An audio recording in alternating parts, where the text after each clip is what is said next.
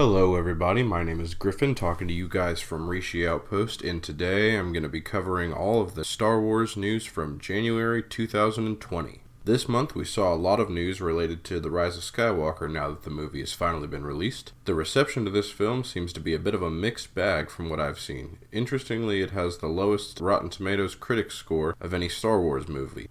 Notably, the audience score was a lot higher, but serious doubts have been cast on that number as the audience score has curiously stayed at 86% for weeks, something that is, well, shall we say, statistically rather unlikely. And this suggests the website itself has intervened to keep that number there, which to me seems unfortunate and rather misleading. I'd venture to guess that number would be significantly lower if it was legit, but I digress from that issue. Something that was pretty interesting to me about the reception of this movie online was just how many people were vocally dissatisfied with the movie from across the spectrum of fans. We saw Twitter hashtags like Save Ben Solo and Release the JJ Cut, which seems to suggest a lot of different groups of fans who maybe disagreed on The Last Jedi perhaps seem to all feel dissatisfied with The Rise of Skywalker, albeit in many different ways. That's not to say no one liked the film, of course, as there are plenty of people who loved the movie as well.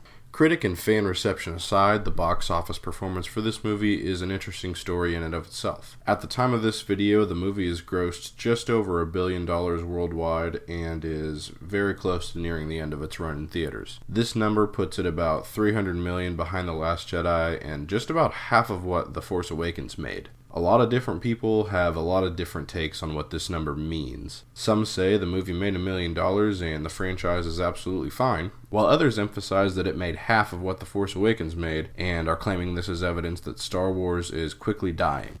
While it's not always the case, the truth this time does land somewhere in the middle between these two beliefs, in my view. On the one hand, you can't really convince me that a movie making $1 billion is a failure or a sign of a dying franchise. But on the other hand, you can't convince me that each movie in this trilogy progressively making less money than the last one, including the third one being half of what the first one made, you can't tell me that this is indicative of a franchise that's heading in the right direction. The franchise still maintains its position as one of the most popular movie franchises, but a course correction seems in order if you ask me. Now though, I want to go into some stories about the actual content of this movie, as what could have been in this movie has been a big part of the conversation surrounding the film. One detail I found to be interesting was one of the editors working on the movie said there was originally going to be a lot more Palpatine in the movie. This could have been interesting since one of the complaints there are about this movie is that he's back with no explanation. I hate that I'm this pessimistic about people who are writing Star Wars right now, but my honest guess is they realized there was no explanation for him being back that made any sense, so they just chose to cut out all of the explanation and just go with no explanation and hope that someone came up with a book or comic that made more sense. Around the same time that news came out, there was a rumor that originated on Reddit about a supposed J.J. Abrams cut of the film, which saw a bit of hysteria on social media. Personally, I think that story was kind of nonsense. We saw the J.J. cut already. Another leaked alternative version of Episode 9 that had a lot more substance to it was the leaked version of Colin Trevorrow's script of the movie titled Duel of the Fates. I have looked at some of the details of this leak and seen some of the leaked concept art as well, and while I will say I think I like what I've seen from Duel of the Fates more than what we got in The Rise of Skywalker, I don't think it was a fantastic script, and I don't think that had we gotten that movie instead of this one, the trilogy would have been that much better off. Some things in there were very cool, such as seeing Coruscant again and even going to Mortis, but I didn't love how it handled Rey and Kylo's conflict, and I think The Rise of Skywalker's take on these two characters was better. Moving away from Episode 9 news, we got some interesting leaks regarding the future that Star Wars movies could hold. According to some leaks that could possibly be true, the next series of Star Wars movies will take place about 400 years before The Phantom Menace, in an era newly branded as the High Republic. This is an interesting choice to me as it is an era that isn't explored at all in canon and wasn't explored much in Legends either. Part of me likes that they're doing something totally new, but part of me feels like there's a good reason that the era hasn't been explored. And that is, the prequel trilogy kind of establishes that nothing really interesting happened during this time period. There can't be a full-scale war, and the Sith are still hiding, and the Jedi can't know about them. That being said, if they can find some good writers to work on the next slate of stories, I do think this era has some potential to be really good. It's also worth noting that the era was mentioned in 2 new comics released this month, which has kind of fueled the flames that this rumor might be true.